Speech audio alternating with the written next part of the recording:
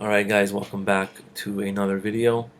Today is August 25th and we're going to read a few short stories today about the Berdichever Rebbe, Rabbi Levi Yitzchak of Berdichev, Levi Yitzchak ben Sar Sasha, very very big, holy tzaddik, full of love of all Jews. And one thing before we read these stories is that it says in the Sefer Chaim Moran, which is Rabbi Nachman's, all about Rabbi Nachman's life. There's something that's not in this book that I'm reading from now, but I just wanted to tell you that there's a section in Chaim Moran where Rabbi Nachman goes through all the different tzaddikim, like Rav Meilich and the Baal Shem Tov and the Berdichever and Rav Pinchas of Koretz and the Baal Hatanya, all those other people. And he says a lot of good things about all of them. And one thing that he says about the Berdichever, he says that this you do not know, but when the Berdichever says Hashem's name, fire comes out of his eyes.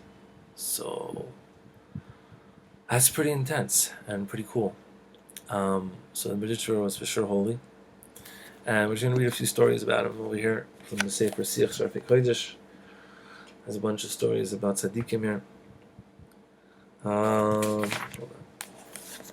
It says over here, first story. The tzaddik, Rabbi Levi Yitzchak of Berdichev, he would gather a lot of tzedakah for wood so that they could burn wood in the shul to have heat at the beginning of the winter, right? For the people in the city, for the poor people, and also for the shuls, right? He collected wood, he collected money so that they could buy wood for poor people, so that they could, heat their houses. They didn't have heat back then, and also for the shuls. And he took it upon himself to, for 1 month of all these months, so that he would actually pay for it and not take it from charity. He would actually pay for it.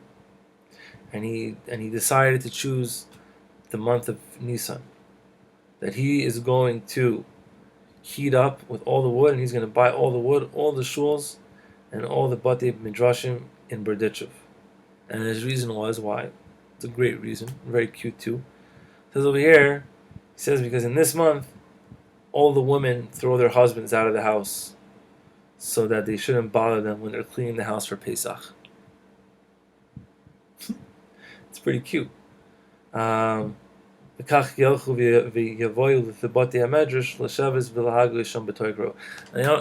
anywhere else to go, so they go to the shul and the Beis Medrash and they learn there, and they're going to need heat. Obviously, it's still cold over there in Chodesh Nisan, and that was his reasoning. Pretty awesome. One time, the tzaddik Harav mi Berdichev tan before Hashem. He was making a taina before Hashem, b'tzachus, in a funny-ish, cute, comedic way. That's, I guess, how I'd say b'tzachus, but also it was very holy. Divrei tzachus is very holy. He says, "See how much." This is what he said in front of Hashem. He said, "See how much the Bnei Israel are, yoga in tefillah in the whole entire day of Yom Kippur, and they're saying tchinos and pakashos, and they're fasting, and all day they're just asking for forgiveness and all these things, and they say slichos and everything." And he says, "What's the big deal? They're basically only asking from you just to say one word, salachti. And what's so hard about saying this?" Especially we're saying that the Jews are trying so hard on Yom Kippur. All you have to do is just forgive us. That was the Berdichever. There's a lot of stories like that with the Berdichever. You make these things in front of Hashem, these tainas. He says over here that it's known that the Berdichever Rebbe used to daven with such hislavus, and there were some times that he almost would die because his heart and his soul and everything was in such hislavus to Hashem that he almost passed away from it, and he would have to somehow stop himself so that he wouldn't die. Chas v'shalom. There was one guy who was trying to say bad things about the Berdichever, and he came in front of Rav Baruch Mezhebush, right, in order to embarrass Rav Levi Yitzchak.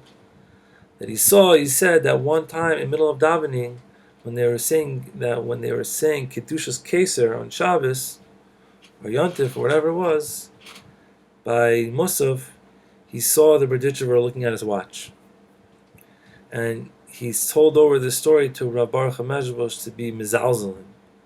And when he told him this, Rav Baruch was maflig b'malosli b'goydel tavoris levave hamufla.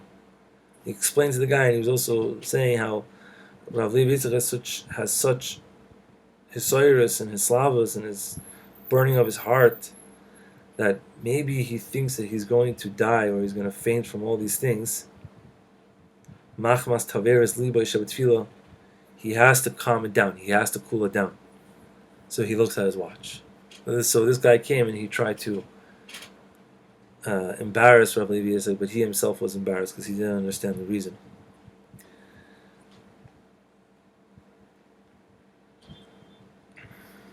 He says the father-in-law of the Berdichever Rebbe, I think it's the father-in-law he's saying over here, he was a very rich person, but he was also very ish pashut. He didn't really understand how great his son-in-law was, how much of a tzaddik he was. One time he gave Rav Levi Yitzchak a large amount of money with a person so that he could go do business. And while he was on the road doing business, it came upon him a big nisayon. Doesn't say what the nisayon was, but it came upon him a big nisayon to do an avera,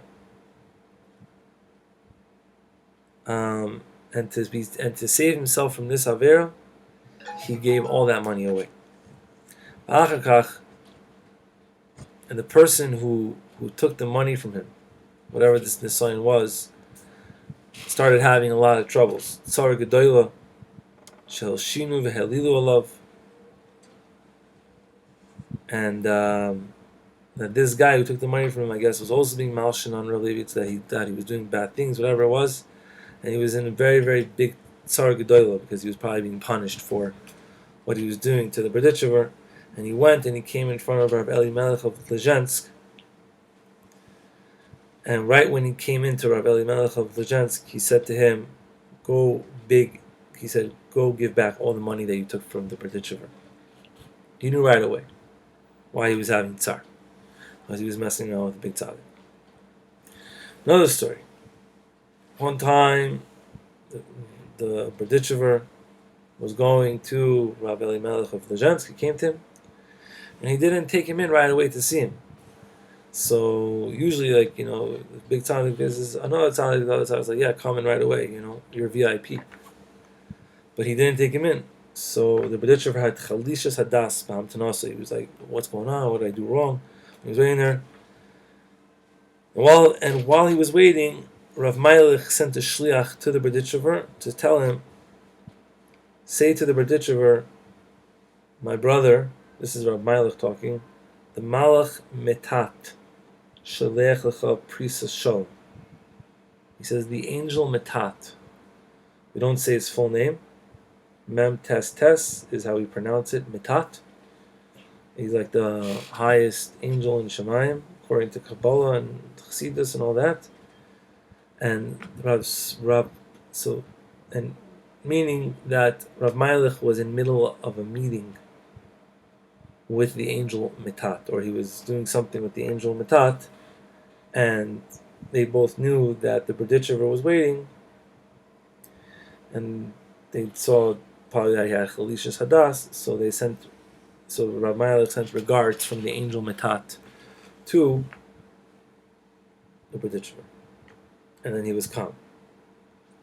Because he understood that he was being Isaac in something extremely holy, and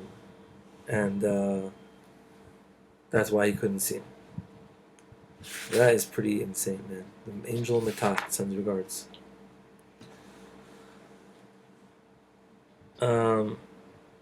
Okay, let's do 2 more stories over here. Quick today. We're doing quick times today. It says it's known that the Rav Berdichever passed away through an announcement. They needed it, that there was an announcement in Shemayim that they needed a carbon. Somebody needed to pass away to be mamtik a certain din on the Jews, a certain harsh judgment, and the Rebbe of Berdichever said he's ready to beat this person. And Rosh Hashanah came, and the Malach tried to take him, but he said in his tefillah, Ribono Shel Olam, you know how much I serve you in the Yom Noraim, right? So they let him be because they said, okay, the Berdichever serves Hashem greatly, Rosh Hashanah, Yom Kippur, Sukkot, all that. Afterwards, on the day of Isru Chag Sukkot, the Malach came again to take him. Isru Chag is also a Yontif. In Yiddish, it's Isru Chag is Doch Oicha Yontif. So the Malach left him. The next day, he died. Although the carbon. I think that works out exactly on the days. Yeah, he died on Chafei. And the Stom Isru Chag was Chaf Dalet. I'm always really bad with these dates, But that's pretty crazy.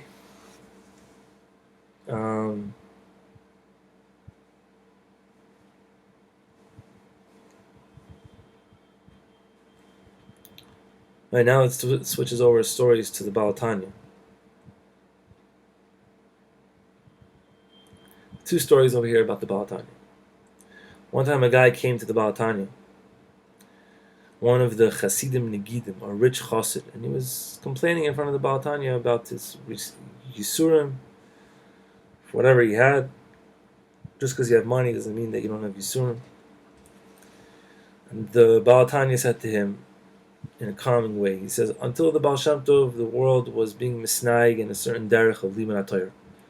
Everybody was a goyin and gedolim and everything like that. Now, from the time of the Baal Shem Tov, the Hashem is running the world, the derech shel tefillah. Hashem is running the world in a derech of tefillah. V'yesh oivdim es Hashem b'derech Liman HaTorah, and there are some people who serve Hashem with Liman HaTorah, v'yesh b'derech avodas hatefillah, and there are some people who serve Hashem with avodah of tefillah. But, he said, there are people that Hashem says to them, I don't want your Torah, I don't want your tefillah. The only thing that you need to do is to be mekabel these yisurim, and to stand in them with love. Stand inside your love. It's a song. Well, yeah, that's pretty also very intense, but that's yisurim shel ahava. But it's an interesting way of explaining it and to make a person feel good about it.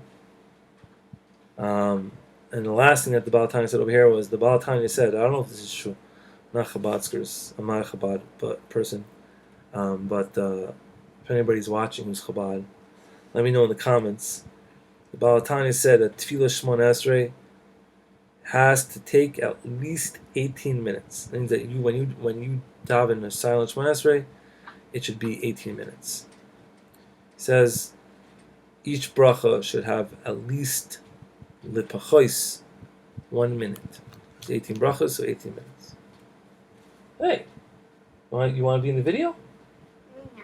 Come over here, say hi. Yeah. All right, so yeah, you can have a candy. Alrighty, that's the video for today, guys.